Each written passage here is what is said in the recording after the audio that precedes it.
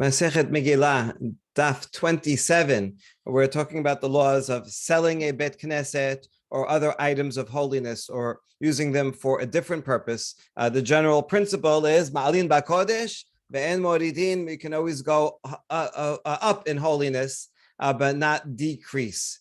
The last thing that we mentioned is that you can take a bet knesset and turn it into a bet midrash, because the study of Torah is more important than prayer, but not the other way around. So we have now a derasha related to that theme. Darash bar kapara. Bar kapara is early first generation Amora. Mai dichti vayisrof et bet Adonai, bet hamelech, bet kol batei Yerushalayim, ve'et kol bet gadol saraf ba'esh. This is pasuk from the end of Melachim Bet, where Nebuzaradan, the general of the Babylonians, comes and he burns Bet Hashem. We're going to explain what each of these means, but presumably that means the Bet HaMikdash, and Bet HaMelech would be the king's palace. And then it says all the houses of Jerusalem and the house, the big house, Bet Gadol. It doesn't actually say Bayit Gadol, which would be the house. It says Bet Gadol, the house of the big one, the house of the great. So we have to explain specifically what that means, because after you already said that he burnt all the houses of Jerusalem. So after that, what would be Bet Gadol? So let's explain. Bet Hashem ze Bet HaMikdash. Bet HaMelech elu palatarin shel Melech. Good. These are actually simple, straightforward. The Peshat, the Bet HaMikdash, and the king's palace. Bet kol batei Yerushalayim kemashma'an. I mean, all of them are actually kemashma'an, but he's elaborating a little bit. Ve'et kol bet gadol saraf ba'esh. This, we don't know what Bar Kapara said about it.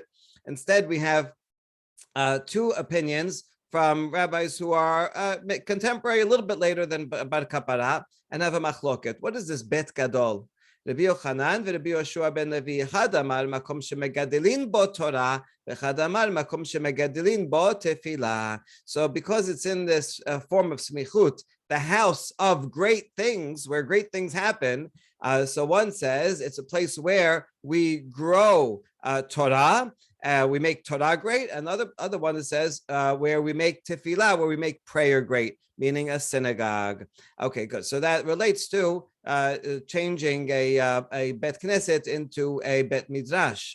Now, who said which one? Let's see. Man damar Torah dichtib Adonai chaves mansutko yagdir Torah v'yadir. The one who says that we're referring to a great house, meaning a place where we make Torah great, is going to reference this pasuk from Yeshaya, that Hashem because of his righteousness, he wanted to make Torah great and glorious. So this is a pasuk that shows that when we learn Torah and spread it and teach it and act upon it, then we make Torah great.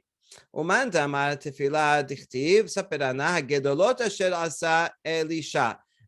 We should, this is tell me all the great things that Elisha has done. So Elisha did great things. Well, what did Elisha do? Elisha da'avad, for example, he restored a boy to life. How did he do that? He did it through prayer. And so now we see that prayer is considered doing a great thing. So therefore, depending on which pasuk you reference, the one from the Melachim here, Bet Gadol, could refer to one or the other. Now, who said which? Tistayem de Rabbi Yoshua ben Levi, hu damar makom shemegadelim bo Torah, damar Rabbi Yoshua ben Levi, bet hakneset mutar lasoto bet midrash, shema amina. You know what? We can conclude that it is in fact Rabbi Yoshua ben Levi. He's the one that said that it's referring to the Batei Midrash. That's what the buildings of the great things that were burnt. Because after all, Rabbi Yoshua ben Levi says when you take a bet knesset, you're allowed to turn it into a bet midrash, and therefore, according to him, the greatest type of use for a building is for Torah, even greater than tefillah. Shema mina. So yes, we will conclude that. Okay, now we get to the next portion of the Mishnah. It says, Aval machru Torah lo yichru sefarim. Someone sells Torah, a sefer Torah is the highest level of Kedusha. And so if you sell a sefer Torah, you cannot use it to buy other individual books of Tanakh, which are holy but of lesser sanctity than a full Sefer Torah. Okay, good. Now,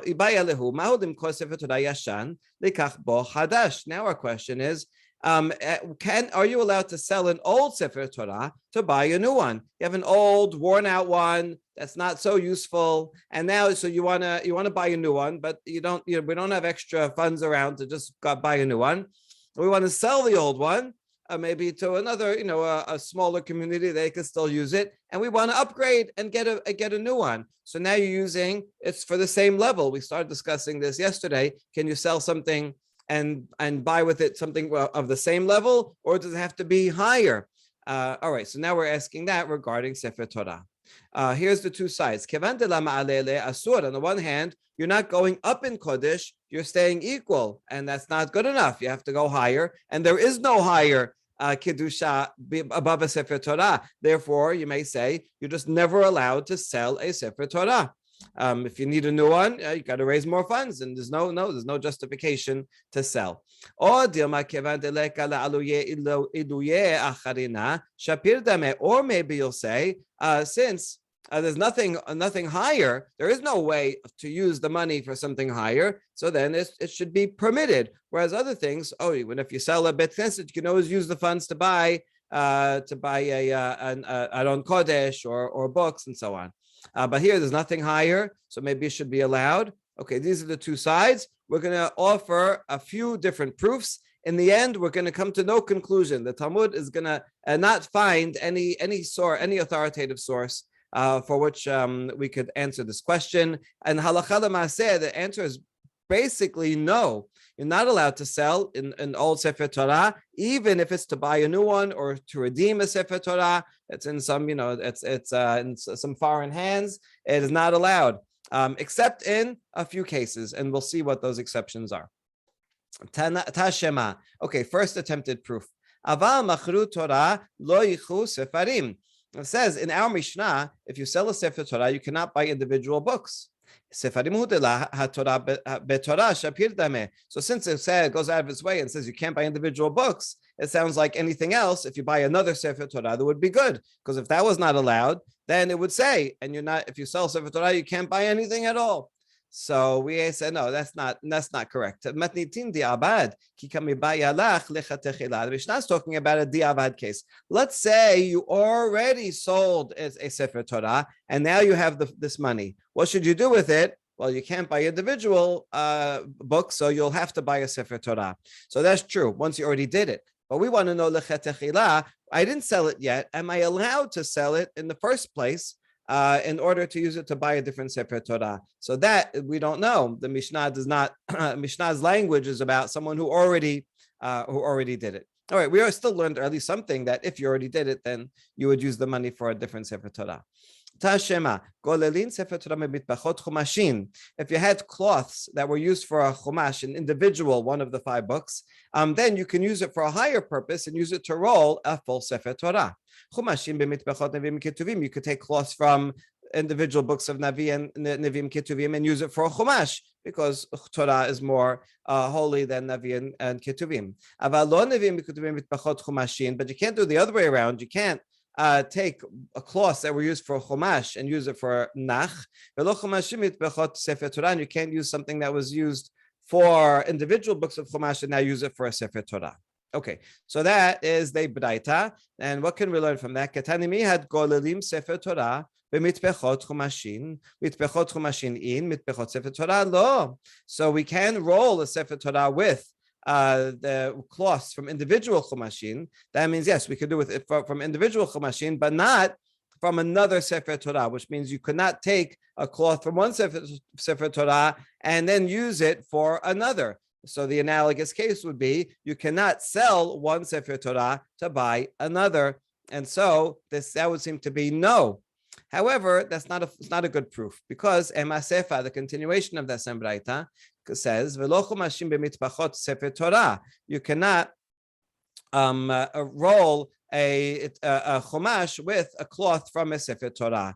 So we can infer ha Torah b'Torah shapir dameh. In other words, this is an in-between case. It falls between the cracks of the two cases of the Resha and Sefa. So from the Sefa, we could infer that only from a lower level to a higher level to a lower level is not good, but from the same level, one Torah to another, it would be allowed. You know what? This Baraita is not talking about this case at all, only about two different levels, and so there's no way to infer what the law is. All right, a third try. Tashema. מניחים ספר תורה על גבי תורה, ותורה על גבי חומשים, וחומשים על גבי נביאים וכתובים. Okay, this is a good practical halacha when you have, in our case, we're talking about books that we put on top of each other, but in those days, the word sefer always means a scroll. So you have multiple Torah scrolls, you can put them on top of each other, and then you can put a full sefer Torah on top of an individual chumash, Chumashim on top of books of Nevi'im and Ketuvim, but not Nevi'im and Ketuvim on top of Chumashim, and you shouldn't put an individual Chumash on top of a full Sefer Torah.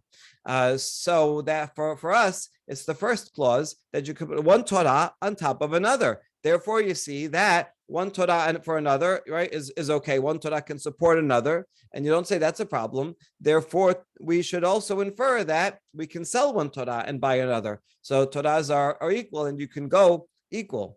Hanacha kamat, and we reject this and said, no, here we're talking about placing, not selling. Might be a different category. Placing one on top of the other. Shane hanacha de lo efshar, because there's no other way. After all, if you say that you can never put one Sefer Torah on top of another, then it would be impossible even to roll a Sefer Torah. Because after all, you have one sheet that you're putting on top of another. Anytime you're rolling, right, you have some words are rolled and they're resting on the ones that are below. So for sure, there's no way not to have that problem when you're stacking. So therefore, and you have to put the Sifrei Torah away, you put them in the Aron Kodesh. You can't have a huge Aron Kodesh and you never put one on top of another. It's impossible. So it's impossible, therefore must be permitted. That's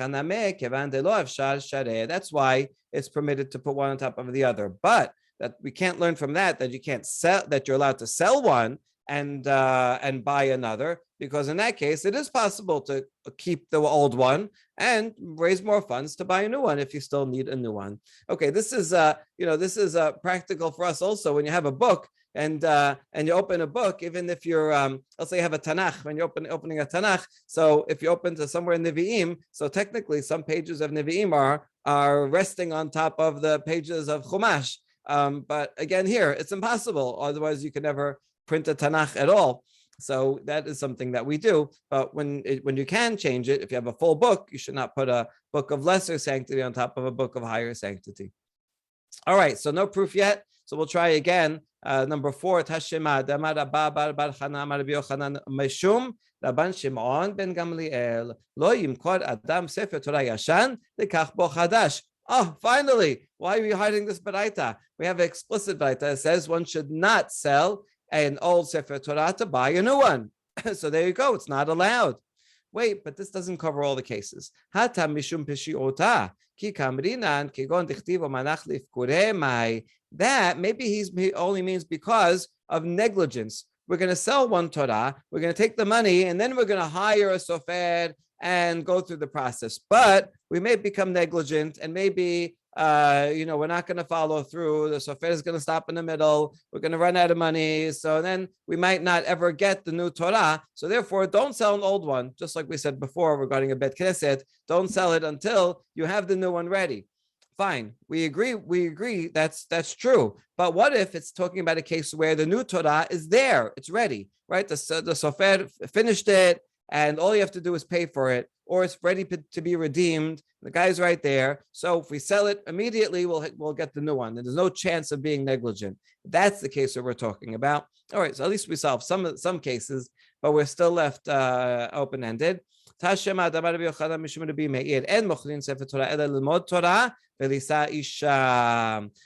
now we do have a couple of important exceptions. You're not allowed to sell a Sefer Torah except to study Torah. If you need to support someone who's in school and he's studying Torah, that's permitted. You can sell a Torah for its own study, and also to marry. It's also to marry.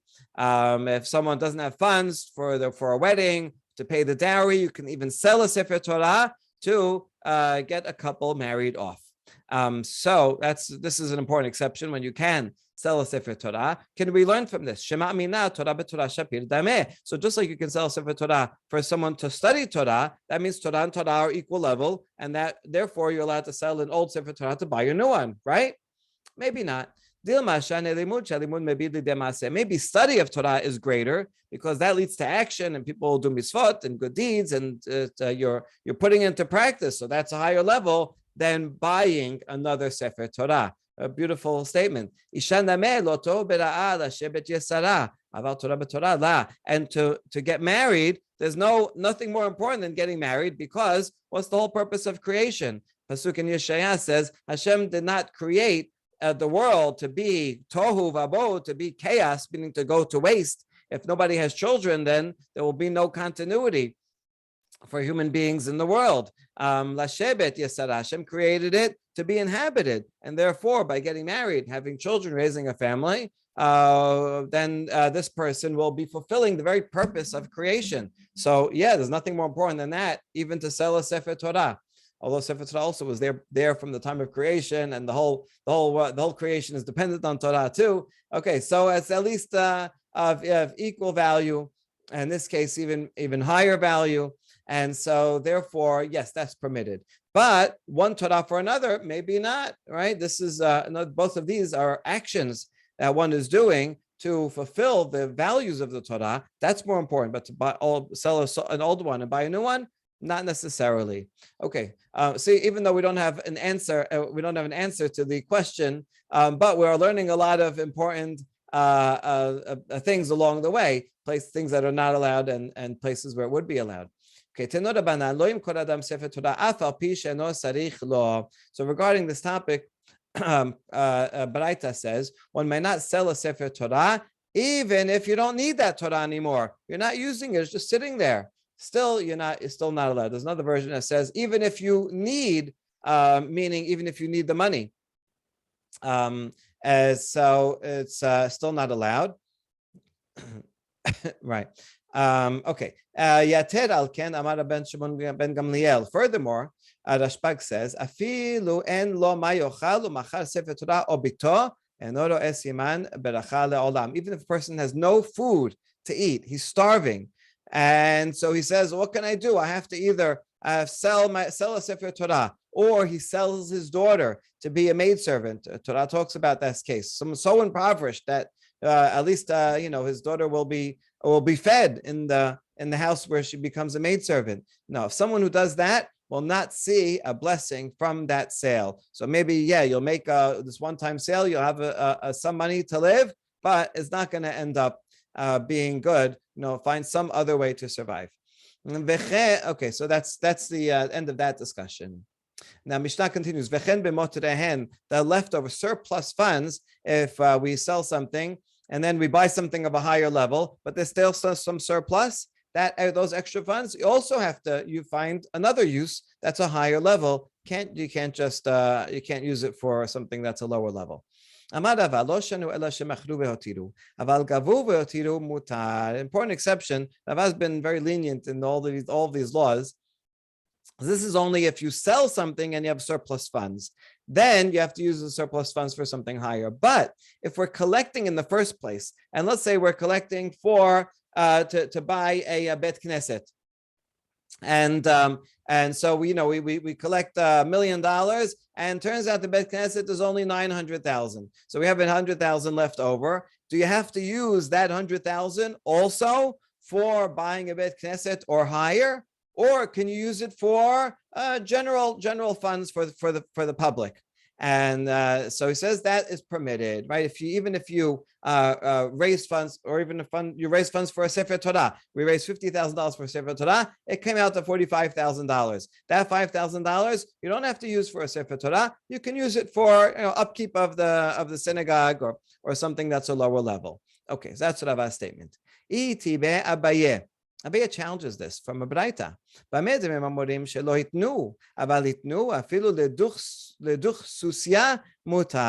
When do we say this statement? now it's not clear what statement this is referring to. So that's what we're going to discuss. He says, but anyway, this statement of the Mishnah is only mentioned when they did not make a condition. But if they did make a condition when they either sold or collected money, and they made a condition and they said surplus funds we're going to use for something else, then they can even use the funds for duchsusya, rare word. We're going to see that it means a messenger, to hire a messenger for things, which would be not a very it is a public good, but not something that would be for holiness. Now, Abaye is challenging from here because what is this referring to? If this statement is talking about a case where they of the Mishnah where they sold something and they have surplus funds. So what if they made a condition? They made a condition when they're selling it. Listen, if there should be, we're going to use this for a higher level, but if there's surplus funds, then we can use it for anything. No, a condition doesn't help there because these are the funds you got, they are holy. So it can't be referring to that case. It must be talking about when they first collect. And when they go around collecting for a Sefer Torah, they say, listen, will you donate for the Sefer Torah? You should know that we're collecting on condition that if there are surplus funds, we're going to use the surplus funds to take care of the electric bill, right? Are you okay with that? And everybody gives on that condition. Well, then it's permitted. So tamadi itnu halo itnu la. So why is it permitted to use the surplus funds that you collect for another purpose? Only because you made a condition. We can infer from this that if you didn't make a condition, it would not be allowed. I gave my funds for Sefer Torah, so then they have to be used for that level of Kiddusha. And this is a challenge to Rava, who said surplus funds that you collect, you can use for anything, even without a condition. Oh, so that's the question. And their answer is going to be, Le'olam shemachru vehotiru. No, this statement, this braita that you quoted, is in fact talking about selling. And you have surplus funds for selling, and you made a condition, then you can use it for other things. Oh,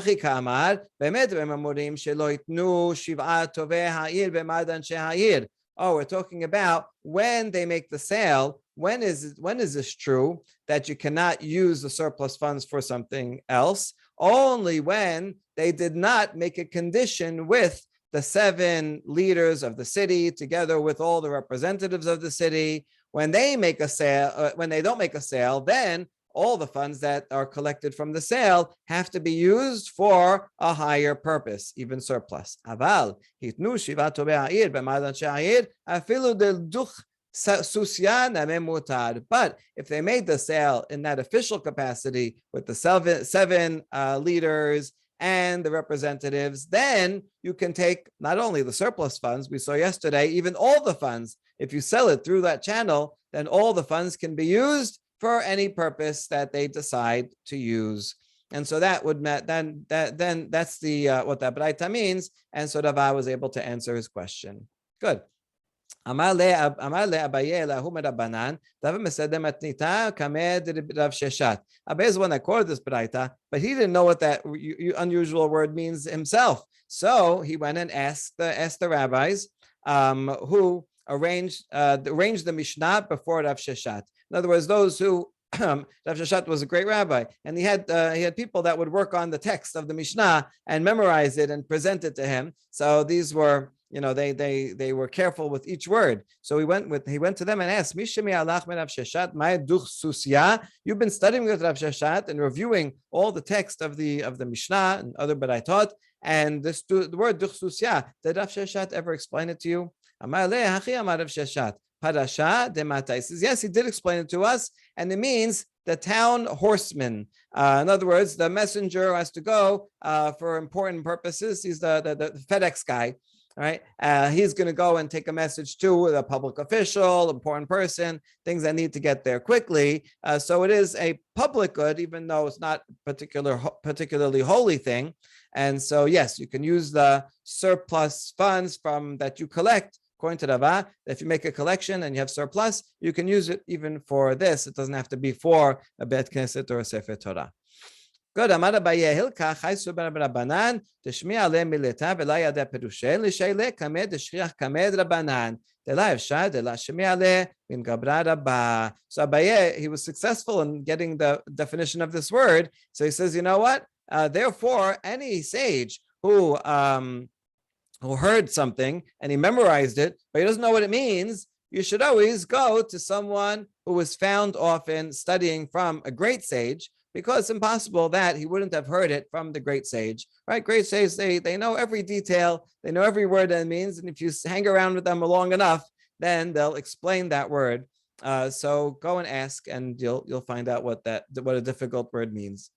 Excellent. Amar Rabbi Yochanan mishum Rabbi Meir. Bnei ha'ir shelchu le'ir achet upasku alei tzedakah. Now we're going to see another halacha that makes reference at the end to a leader in charge, in this case of giving the charity funds. So that's how it's related to what we just talked about. If a few people from one town, they go to a different town, and when they get there, it happens to be collection day for tzedakah. Right, there would be official collectors in each town, and they would make a fundraising drive at certain points of the year. And so you happen to be there. This happens like sometimes you go visit another Bet Knesset, and happens to be there doing their annual fundraising drive for the Bet Knesset. You're there that week, so okay, now you're kind of stuck, right? Even though you don't usually go there, so you got to donate something. So notnin. So even though it's not their city, they give, because everyone has to give the tzedakah tax.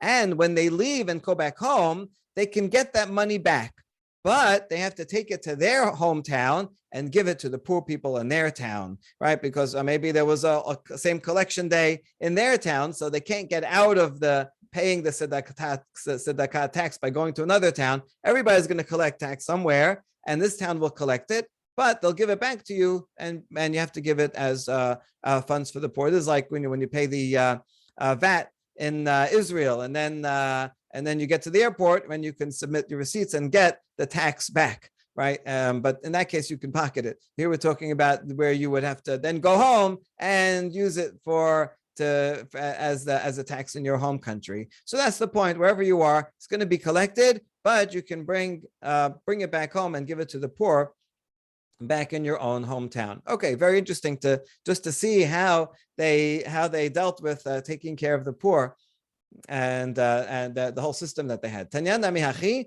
where Braita that supports what we just said. Right? Some people from one town go to another town, and they collect the charity there, so they should have to give the charity, because the tax collectors there, everybody has to give. And when they come back home, back to their town, they bring that money with them. They'll be trusted that they will then disperse it in their hometown. But that only applies to a group. They go as a group, and so as a group, they're like, yeah, we're from a different town. But if it's in the individual, he goes from one place to the other. Individual doesn't have the weight, the bearing of the identity of his hometown. So in that case, he gives in the place where he is, that he travels to, and they give it to the poor people of that town, right? We're not going to go through all this trouble just for one person who happened to be in the wrong place on that day. Rav Huna Gazar Tanita. Now, in application of this law, Rav Huna once made a Tanit. There was something bad going on, and so he says everybody has to fast this day. Al legabe Rab Chana bar Chanilai v'chol bateh. And so Rav Huna was in Surah, and so people from surrounding towns came to join in, right? Maybe there was some an enemy or a plague or something, and so they were affected too, and so they came to the town of Surah to join in with the prayers and the fasting with Rav Huna, who was the great sage. Ramu alayu tzedakah v'yahavu. Happened to be that day was also charity collecting day, and so these rabbis who came in, they gave the money. Now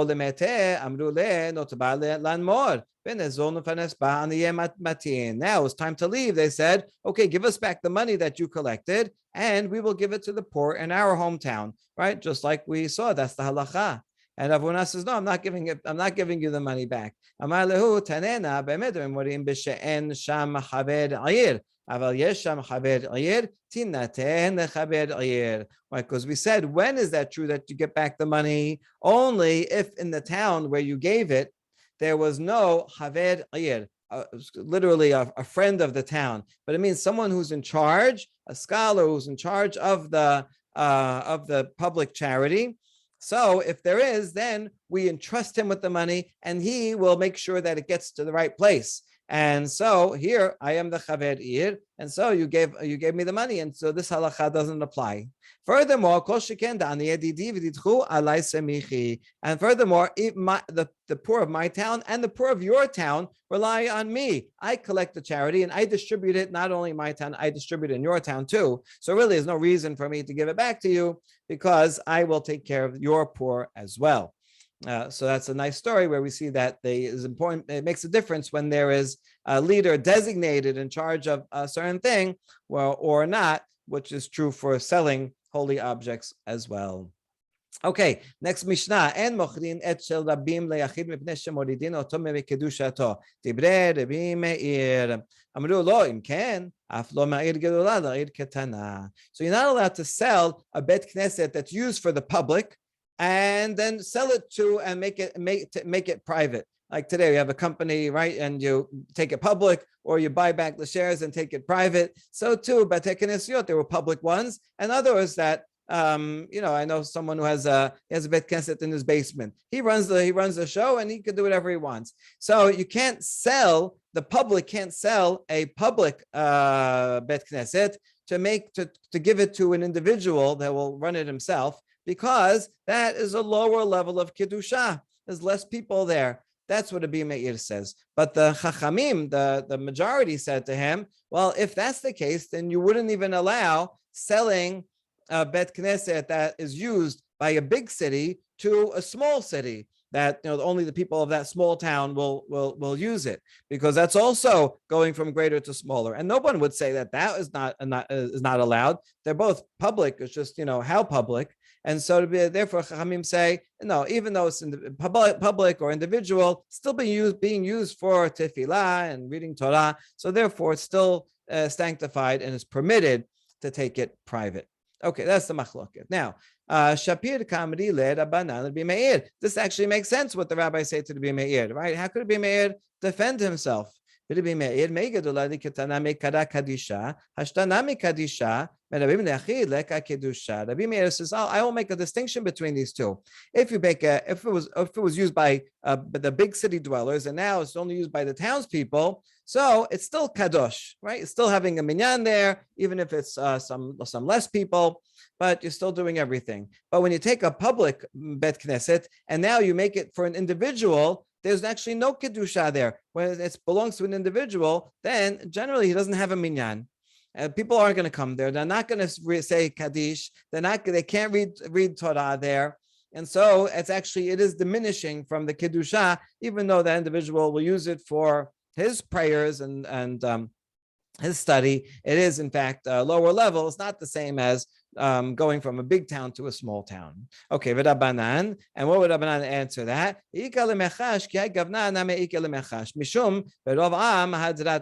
I'm not concerned about that. If you're going to be concerned at all, I would only be concerned about the pasuk that says, "In the multitude of the people is the king's glory." Right? When you want to celebrate the glory of a king, you have a lot of people come to the parade to show how great he is. So too with a bet knesset. Yeah, in general, it's nice to have a big bet knesset, and so everybody comes, and that's in honor of the king. And now, if we take it down a level, now there's going to be less people. So that's the only thing I would worry about. But he's actually not worried about that. I mean, even though it is being used by less people, it doesn't mean you can have a small synagogues. Nothing wrong with that.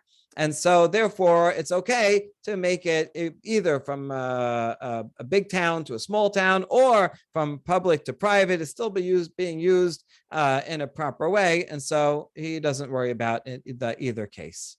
Okay, next Mishnah. En mochrin bet hakneset ela al tenai shem yerasu yachziruhu. Divrei Rabbi Meir. Very interesting. When you do sell a bet knesset, in those cases when you can, you should only do it on condition that we can buy it back if we need to. We have to tell the seller, right? It's not a 100% sale. We can decide to buy back. That way, we always maintain some connection to that building should we need it. Chachamim omedim mochinot oto mimkad olam. Chachamim says no. The sale could be a permanent sale. However, there is you do have to just check on one thing. When you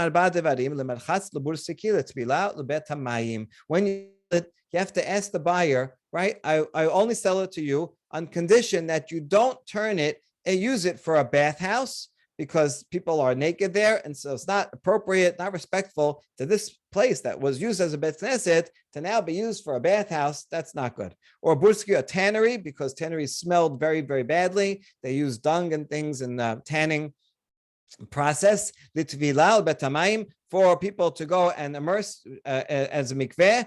Mikveh is a nice purpose, but nevertheless, people are there naked. And a bet tamayim, a bathroom, right? So all these are inappropriate uses for a bet knesset. People are going to walk by. That was a bet knesset, and now people are there and naked and smelly. So use it for something else. Make it a store, offices. That's okay.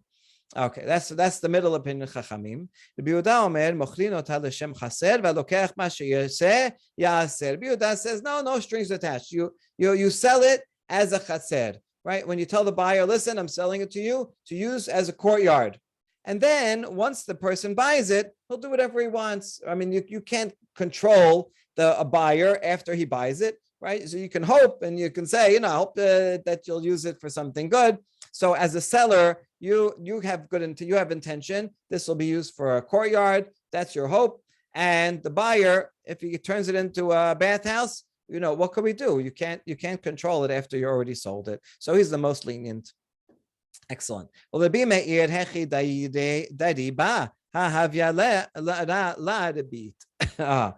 going to get into some laws about charging interest, right? We know we're not allowed to charge interest on a loan. According to the Bimeir, right, if I sell the Bet Knesset, and then we sell the Bet Knesset, and then after 5 years, we shouldn't have sold it. We got to buy it back. So we say, we sold it for $1 million. Here's $1 million back, and we're going to buy it back. Now, in the meantime, during those 5 years, that the buyer was living in it, right? He used it as his home. So now this buyer, he gave us $1 million, and he used it, right? He made use of it, and now we're giving him back. So that is basically charging interest. Right, we're giving him benefit for having this money during that time. That's the definition of interest. Doesn't have to be that we're giving him money. It could be a value that he's benefiting because he gave us that money in the meantime. So this should not be allowed. That's the question. Amar Rabbi Yochanan, Rabbi Meir b'shitat Rabbi Yehuda Amar Amar Sadeh Had b'rebit mutar. Rabbi Yochanan says that Rabbi Meir must agree with Rabbi Yehuda. Rabbi Yehuda says that uncertain interest. Sad echad literally means one path. If there's two paths and we're not sure which one is going to come out, and only if you go down one path will it be interest and the other one not, then it's permitted. So in this case, it could be that we would never agree to buy, we're never going to buy back the Bet Knesset. So if we don't end up buying back the Bet Knesset, then you gave us the money for the sale, and then you lived in it, and that's permanent. That's just a sale. So there's no interest in that case. Only if we decide to buy back the Bet Knesset, then it will have been interest. So this is uncertain interest only on one path, and that is permitted according to the Yehuda. So it must be the Bimeir agrees with that. Okay, where do we see that the Yehuda says this? In the following Braita. The Tanya, Hadesh haya noshe b'chavero maneh v'asa lo sadehu mecher. Let's say I owe you $1,000. And I can't pay you. So you know what? I sell you a piece of land, right? That's worth $1,000. So basically I give it to you, and I have your money. So it's a kind of sale. And if I pay back, then I'll get my land back. If I don't pay back, then you keep the land. Good. Now, bizman shemocher ochel perot mutar. If during the time that between my giving you the land and I end up either paying you back or not, who gets the produce that grows? If it's the seller that gets the produce, meaning me, then it's permitted because you're just keeping the land kind of as collateral, but I'm getting the produce. However, if you are eating the produce, then it's no good because I may come and pay back. and then I will take back the land, and you benefited from the produce during those years, and that would be charging interest. You're benefiting from the loan, so it's not allowed. That's Tanakama. But Rabbi Yehuda Omer, afilu lokech ochel perot mutar. Even if the buyer takes the produce, it's still permitted. Why? Well, it seems to be because of this very reason. Although we'll see another interpretation. The reason is because maybe I will default on the loan, I'll never pay it back, and then you'll keep the land. And in such a case, so you kept the land, it's your land, and you got the produce. Since there is a possibility that it will be a full sale and not interest, therefore it's permitted, even though there is also one possibility that I'll buy back the land and it will be interest. Rabbi Yehuda says, I have a proof that I'm right, that because Baitos ben Zonin, this great elder, he was in exactly this situation, and so he gave the other person, he sold him some land because he couldn't pay back, and that was based on what Rabbi Elazar ben Azariah told him to do. And in that case, it was the buyer that took the produce during that time, and so you see, it was allowed. Therefore, I say it's allowed too. Wait, you bring proof from that story? You got the story wrong. In that case, it was the seller that kept the produce that whole time. And so even if you bought it back, the seller got the produce the whole time, so it was never interest. So your proof is not even a good proof. So they have two different memories of what happened in that case. Okay, that's the baraita. Now we analyze it. My benayu, sadecha berebit, ika benayu. What's the difference between Tanakama and Rabbi Yehuda? Must be they're arguing on this very point whether you have a case of uncertain interest. Rabbi Yehuda says it's not interest, it's okay. Whereas Tanakama says there's a possibility it's going to be interest, and it's already not allowed. Okay, good. So now we solved that problem. However, he says, I understand that, but differently altogether. I think that everyone agrees that if there's a possibility of ribit, it's prohibited. What they're arguing here is something else, which is interest that you will that is given on condition that it be returned. So yes, I'm paying interest, but eventually you're going to return it. One says it's permitted, so that would be Rabbi Yehuda. According to Rabbi Yehuda, it would say like this: if I end up paying you back and taking back the land, then that the produce that you benefited from during that time, also you have to return. So it's true that you got interest during the time of the loan, but when the loan is paid back, you're going to give back the interest, and that's permitted. Whereas Tanakama says, even if you're going to end up giving the interest back, still you got the interest. Even getting the interest in the first place is prohibited. And in that case, nobody would be of the opinion that you can do that, and then we wouldn't have a solution for the Bi Meir about the Bet Knesset case. So that would be a problem. But we did give him, but he can follow the other interpretation that yes, you can sell the Bet Knesset on condition that you'll get it back, because he follows the opinion that although you're benefiting from living in the Bet Knesset in the meantime, that's okay, because it wasn't necessarily true that we were going to buy it back. So it was only conditional interest. All right, very interesting. The sages say you can sell it a permanent sale, even if you can never buy it back, as long as you don't use it for a bathhouse or a bathroom. And now we're going to go into a topic of the relationship between prayer and going to the bathroom. This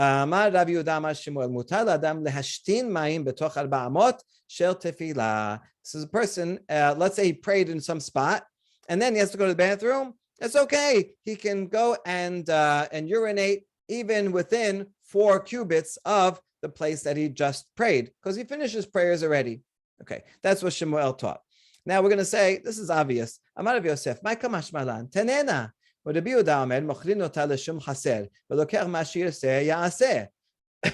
of all, according to the Rabbi Yehuda, you can take even a Bet Knesset, right, and you can be used for years and years as a place of tefillah, and you can sell it as long as you say, I'm selling it as a courtyard, but the buyer can turn it into a bathroom. So for sure, according to the Biudah, it would be allowed to use a place of prayer for a bathroom. Even Rabbanan, they're the ones that said that when I sell the Bet Knesset, I have to say, listen, I'm going to sell it to you. You can use it for anything, but not for these four purposes. You can't use it for a bathroom.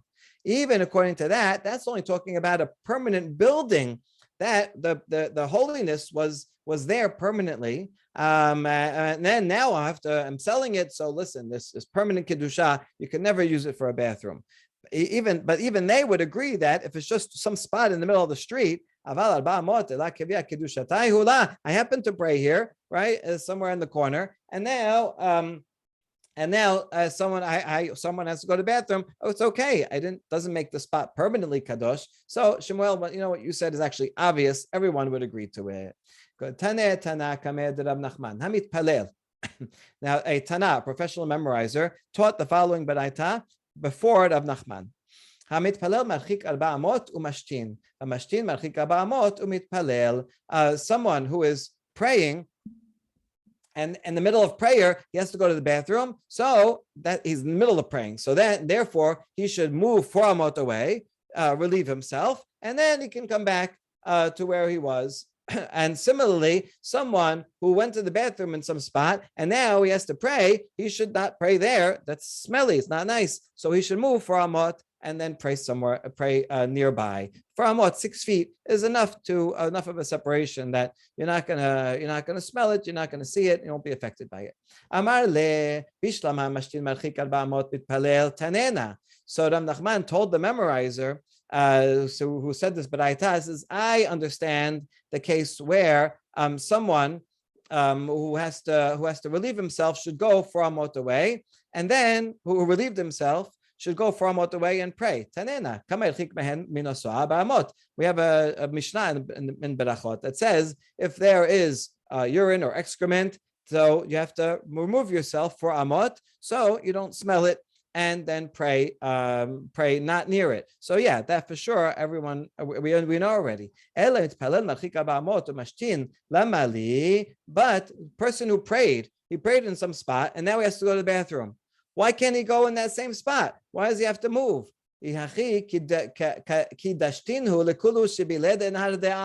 you follow that rule to its logical extent, then there's nowhere, we couldn't pray anywhere on the whole street of Nehar De'ah, because there's someone that prayed everywhere, and people stop in the middle, mincha time, and they stop in the middle of the street and prayed here and prayed there and prayed there. And if you're going to say that kedusha remains, and now the whole street is going to be holy, and so you wouldn't be able to relieve yourself anywhere on the street. I know nowadays we don't do this. We let our dogs urinate in the street, but we don't. But in those days, this was a common thing. So this doesn't, just because you prayed in some random spot doesn't make it holy. So what are you talking about? So rather, teneh yisheh, he did quote a braita. So we have to explain this somehow. We're going to re-explain the braita. It doesn't mean that you have to move 4 amot away, but rather wait the time it would take to walk 4 amot. Not very long. It's only 6 feet, so it's only a couple of seconds. But that's the point. When you pray in some spot, and then you have to relieve yourself, just wait a couple of seconds between one and the other, a little out of respect. Okay. We understand in one direct. Now we're reinterpreting the whole baraita. It's all about waiting, not about distance. So someone who relieved himself, he should wait a few seconds before praying because of droplets, right? He finished relieving himself, but there's still a few more droplets, and you want to be totally clean. You don't want those around when you start praying. So wait a couple of seconds. Okay, now you're ready.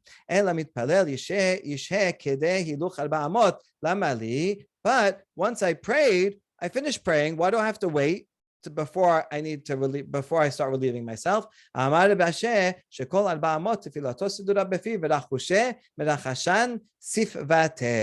Because when someone's praying and you're already kind of thinking, usually they prayed by heart, so they're thinking about it, and they set all the words, and they got to the end in their mind, they already finished, even though their words have to catch up with their mind, and your mouth is still saying the last few words, right? After, at the end of Alenu, right? And they say Shema Yisrael, Shema Shema Kamechad. You're already, thinking about the next thing. Your words are your mouth is just on automatic pilot, finishing the last words. So that's why you have to wait a few seconds till your mouth actually finishes, and you really totally finish with prayer. And then, if you need to relieve yourself, you could do so even in that same spot. Okay, excellent. And now just a couple of agadot that follows Zalfan is the mnemonic for this. Shalu tamidav shel Rabbi Zakai. That's the Zayin of Zalfan. Bameh erach tayamim.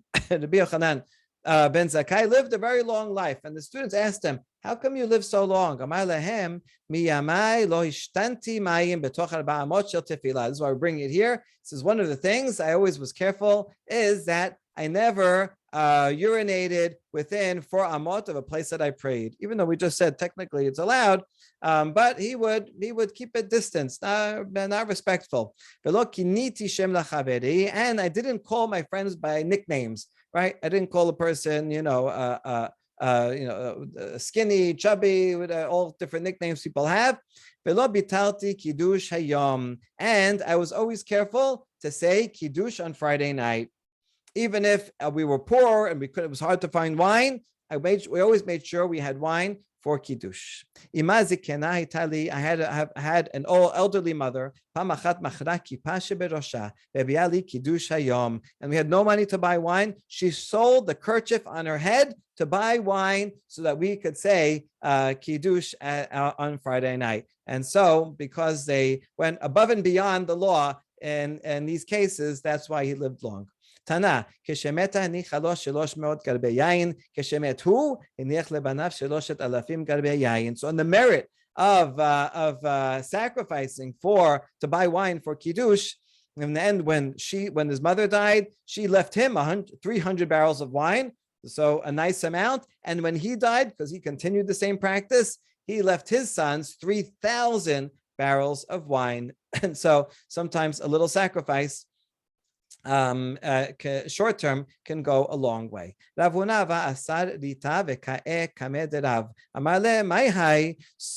Huna once girded himself with a piece of straw. When they pray, the Hasidim still do this today. They take a gartel, like a belt. You don't have to, because we wear belts and or other clothing with whatever. We separate our upper halves with our lower halves. But in those days, they would wear a belt or something. And so Rav Huna, instead of coming with the usual leather belt, he came with a straw belt. And in front of Rav says, "What is this? What are you wearing? A piece of straw around your waist?"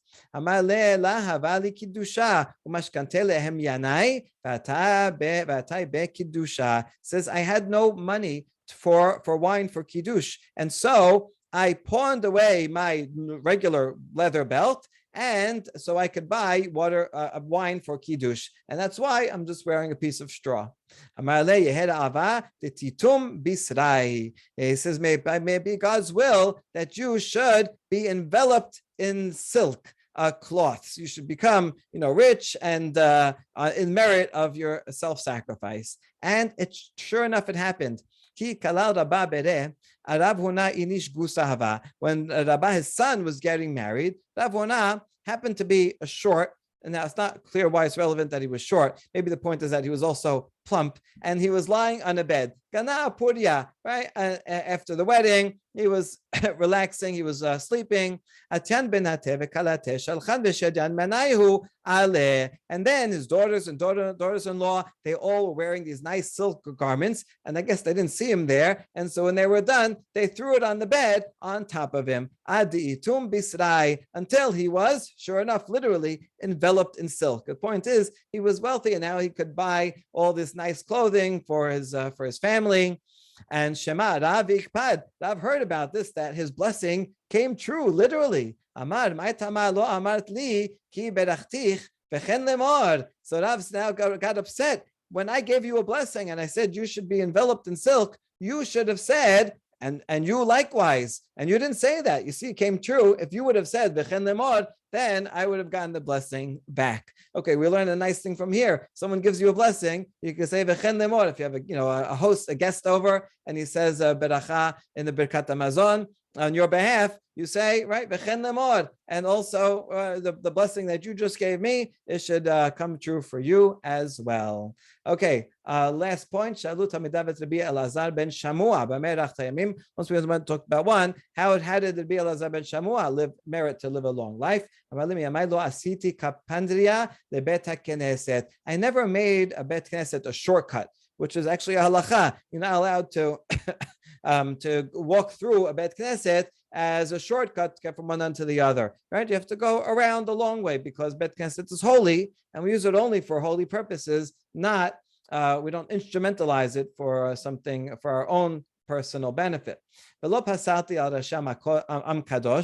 I never stepped on the heads of holy people. In general, the students would sit on the floor, and so if a teacher walked in, came afterwards, he'd have to step over their heads to get to the front. I never did that, right? He would always get there early, so he's in front already, or go around, and so he never would use his authority to literally go on their heads and thereby bother them.